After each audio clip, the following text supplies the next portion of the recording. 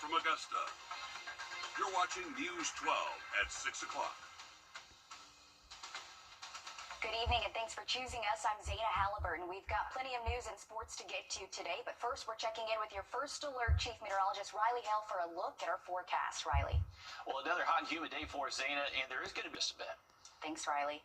Nearly a year after Hurricane Helene, empty storefronts continue to show the impacts the storm brought to our local businesses. Just this month, another local business, Tip Top Taps, announced it's closing its doors. Your Ethan Hunter joins us live from downtown now. Ethan, local businesses who have closed their doors this year cite a number of reasons, while other businesses have managed to stick around. Yeah, I'm here on Broad where, like you said, Tip Top Taps did close on Saturday. But it's actually just one block over on the 10th Street block that 3 different businesses have popped up over the last month, and that's leaving their neighbors excited for the future. The New Moon Cafe has served espressos and sandwiches for 30 years. It's where people meet to have a shared cup of coffee, shared beliefs. They've seen a lot of change downtown. The latest, their next-door neighbor closing its doors. Tip Top Taps has honestly been a very iconic business. The vibes and the energy was always positive every time I walked in those doors. One door closing on Broad brings doubt to progress, but the Downtown Development Authority reports more than 50 new businesses moving to Augusta every year since 2020. We've just outgrown our building very quickly. Three Crows Fiber is one of those businesses, around the corner for a year before moving to Broad 3 days ago. So we didn't have any doubts that we wanted to be downtown, somewhere that had business neighbors. The new spot already bringing more foot traffic than before, but that hasn't always been certain. From the hurricane to construction, downtown has faced changes. There are some that have really held fast and true for a really long time, this being one of them. Art on Broad has seen all of it, here for 27 years. Although most of their neighbors have changed, they've seen progress. Progress they hope everyone on Broad is excited for. I want a positive future. I really do. I want to see positive change, and I think it's coming.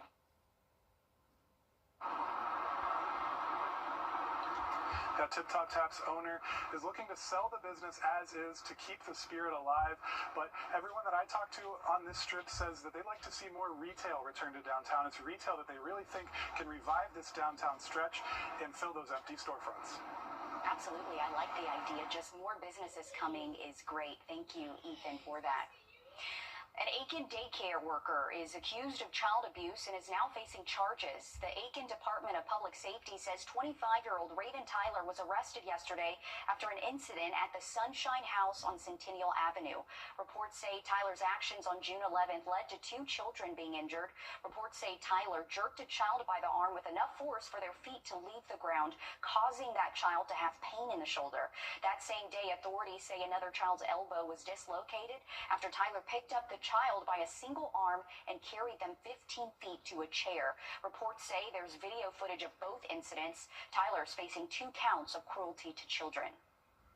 For more than 50 years now, Aiken's Meals on Wheels service has provided a crucial connection to seniors. It's not just about a fresh hot meal once a day. It's also about welfare checks and connecting with people who are oftentimes alone and homebound. But this program is now in danger thanks to factors like less federal funding and food and gas prices increasing. But as your Gunter Schroeder explains, since turning to the neighborhoods of Aiken for help last Friday, people at the center have seen the community rise to the occasion. Even after 2 decades in the medical field, Katie Barrett continues to get satisfaction from service. It's a joy and happiness for me to be able to make sure that, that they know, that there's people out there that care. But as the summer continued, Barrett and others at Aiken Senior Life Services had to find a way to keep that care going. This is the second time in 6 months that we're experiencing a funding disparity, and I knew that I was going to run out of money middle of August. It was very heartbreaking to me. One, not only for the fact that I know that a lot of these seniors depend on meals. A lot of them can't get up and fix their own meal. They do revert back to being kids again, and they need to be taken care of. Facing a 6-week pause, the center launched an Adopt a Senior campaign to raise money. As soon as it went live, we saw donations. This could be your mother. This could be your grandmother. Think of it in those terms. Every dollar helps. And with over $17,000 raised in less than a week, Barrett is thrilled with the Aiken area's immediate response. It's very overwhelming, and it makes me a little emotional. emotional, and I just love the fact that community and people are out there who still care. Gunter Schroeder, on your side. I love to see it. We really do have a great community. The center has raised money for over 2 weeks of meals in just 6 days, but they're still looking to raise enough for the month of September ahead of more planned funding starting October 1st. We have the details on how to donate on Wrdw.com. The National Oceanic and Atmospheric Administration predicts this hurricane season will be above average as we head towards a historic peak. The prediction comes about a month away from the anniversary of Hurricane Helene. Many homeowners are still fighting with their insurance companies to cover repairs from the storm nearly a year later. Senior investigative reporter Liz Owens is on your side uncovering the second storm, Delay and Deny. Delay and deny are two words Senator Josh Hawley used to describe a tactic insurance companies use to maximize profits. He said that during a Senate hearing in Washington this past spring. Here at home, some people still have open claims and are unable to return back to their homes. She came through up there, and then Oh my gosh, thank God you weren't here. Kim Crouch was down the hill at her mom's house when Hurricane Helene swept through the family's farmland last September. You're still not in your home. Why? It's almost been a year. Because we can't get money from the insurance to fix what needed to be, fixed. She got hit by a storm of obstacles as soon as she tried to file her claim. So I didn't know it was going to be this complicated. Her insurance carrier barely covered the cost to remove the 100-year-old oak tree that fell onto her roof and slammed through her ceiling, nor the domino effect of problems it caused. Which then put the hole in the roof, which then put the hole in the ceiling. And once they found the asbestos, they have to clean all that out. How much was the abatement? Like $60,000.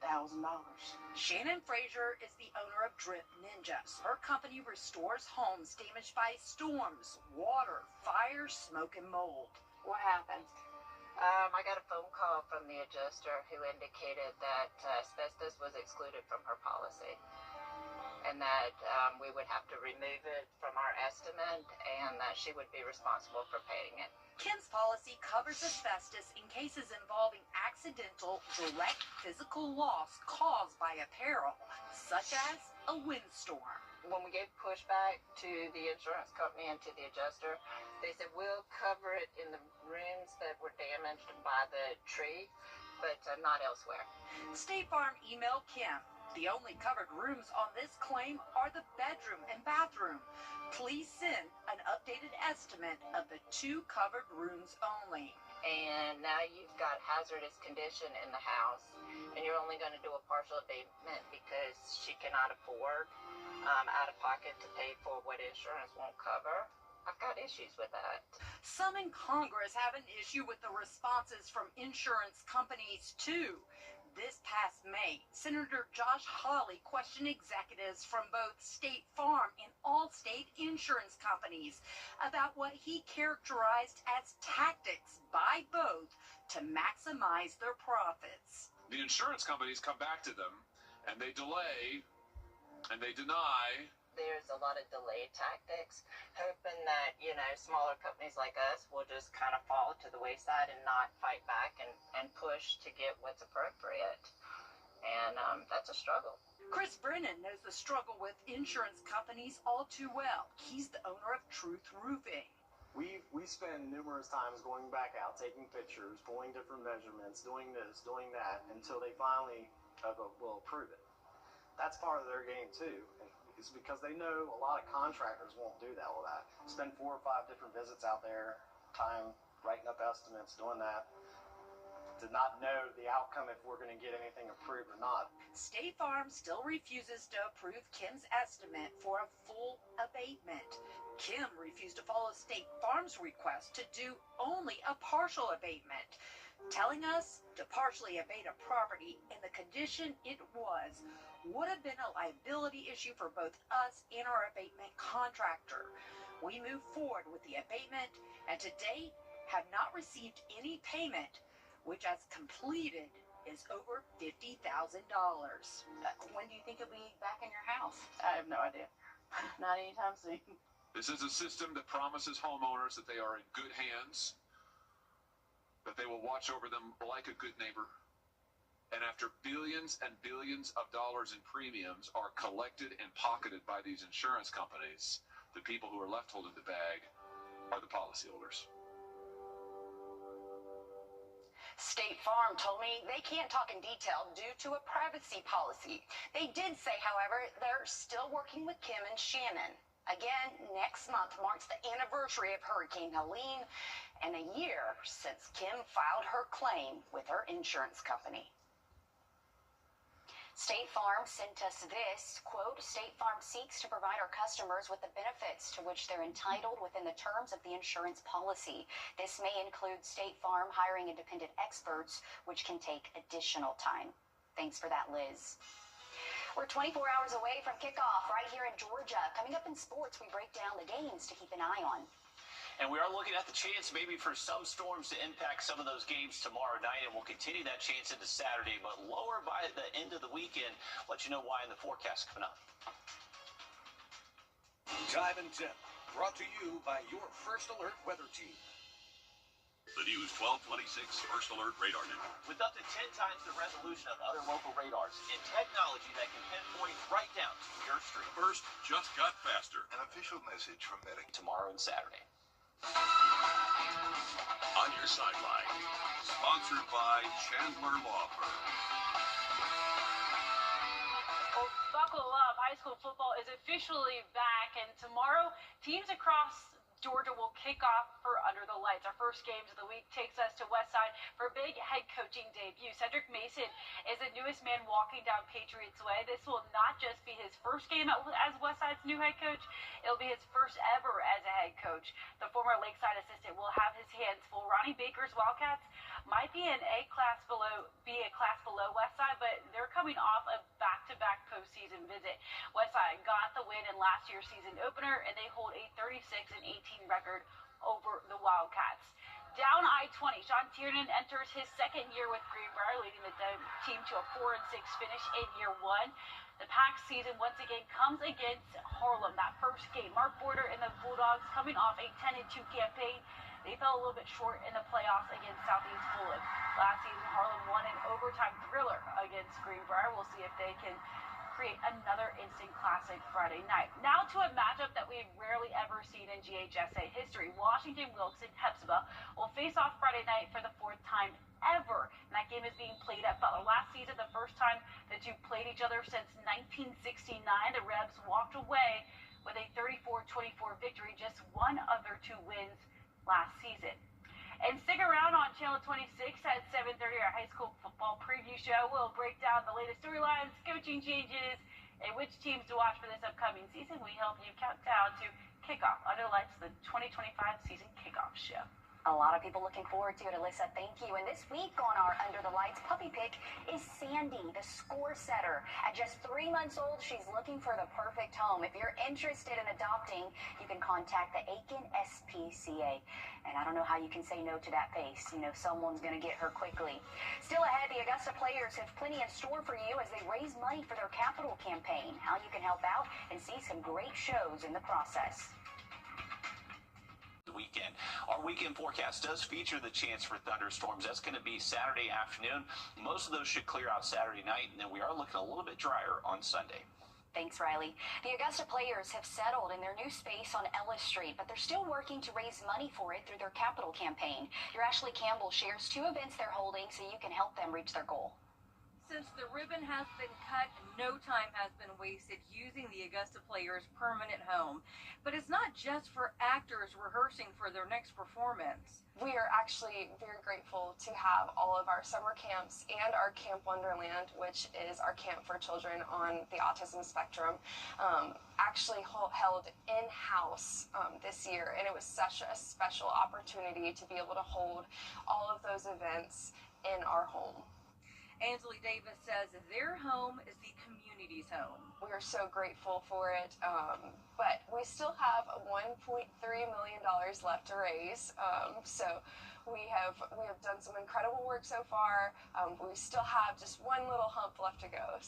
And that's where you come in. To help raise the money for this building, the Augusta players are holding 2 events, one being the Singing Waiters. If you've ever been to Ellen's Stardust Diner in New York or Gail's in New York, it's a restaurant where everyone is served food and their waiters sing. So it's a fun night of entertainment and pure talent. The next event, a golf tournament at Westlake Country Club.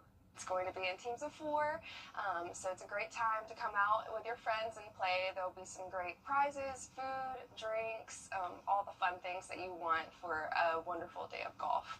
So while you're enjoying a night of dining or hitting the links, know you're supporting these young and adult actors who finally have a place to call home. Ashley Campbell on your side. The Singing Waiters will be September 9th at Richmond on the Green, adults only. It's from 6:30 to 8:30. The Augusta Players Golf Tournament is September 15th at Westlake Country Club. We're going to have links to sign up for both of these events on our website, wrdw.com. Quick look at our 3-degree guarantee brought to you by Tub Doctor. Our forecast, 91, actual high 91, $50 heading towards the Drew Passmore Battle One Foundation.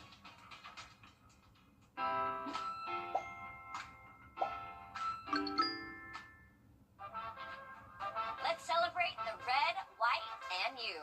It's the Rooms to Go Labor Day sale. Shop the hottest new pieces, the coolest new rooms, everything you need to fall in love with your home all over again. Online or in store. Save big with amazing Labor Day sale prices on stylish furniture ready for delivery. There's never been a better time to see what's possible. It's the Rooms to Go Labor Day sale going on now. Southland Paper and Chemical is Looking dry tonight compared to last night if you are heading out, but still can't rule out a straight downpour out there through at least around 10 o'clock. Heading into tomorrow, we're going to keep that chance mainly for afternoon and late evening storms Friday. Have those high school football games tomorrow night. Make sure you have that First Alert weather app with you. Thanks, Riley. We're back live on 26 News at 7 and then News 12 at 10 and 11 o'clock. See you then.